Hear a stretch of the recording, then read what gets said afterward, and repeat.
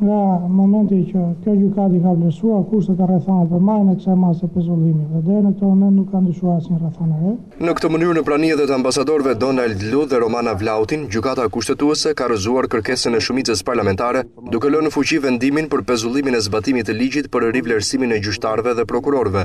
Në emër të shumicës parlamentare, kërkesa u bë nga deputeti Pandeli Majko. Mospasja e ndryshimeve serioze apo ndryshimeve të dukshme mbi kushtetueshmërinë e ligjit e bën të parashtyshme marrjen e masës së pezullimit të ligjit. Pas vendimit, gjykata shqyrtoi në themel ligjin për rivlerësimin e gjyqtarëve dhe prokurorëve, ndërsa u njoh me argumentet e palëve të interesuara, Partisë Demokratike, Unionit të Gjyqtarëve si kundërshtues dhe Kuvendit, përfaqësuar nga deputetët Pandeli Majko dhe Vasilika Hysi si mbrojtës. Për të hequr të drejtën në një farë mënyrë kësaj gjykate që në ato dispozita ku ka probleme kushtetuese të mos shprehet. Kufit mund t'ja vini me kushtetues dhe me ligj, është e drejta juaj.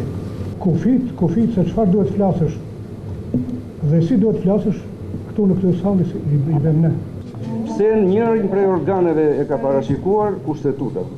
Çfarë arsye? Edhe pak situatë e ngarkuar dhe dikush mund të ketë edhe në mendjen e vet mund ta ketë marrë dhe vendimin për këtë që po flasim. Gjyqtari Vladimir Kristo shkoi përtej ligjit të vettingut, duke kritikuar palët politike për mënyrën se si u hartua reforma në drejtësi.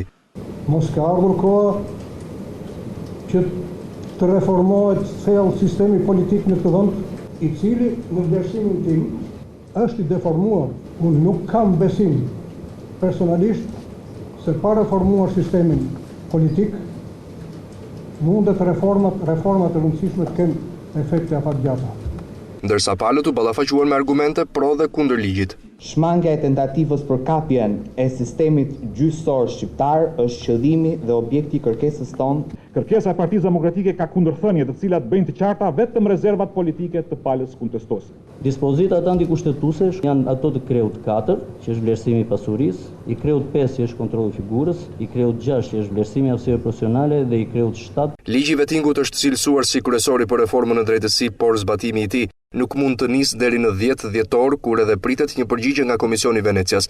Dy ambasadorët, Lu e Vlautin, janë investuar prej shumë kohësh në realizimin e kësaj reforme, ndërsa Komisioni Evropian në rekomandimin për hapjen e negociatave ka vlerësuar reformën në drejtësi si mjaft të rëndësishme për hapat e mëtejshëm të integrimit.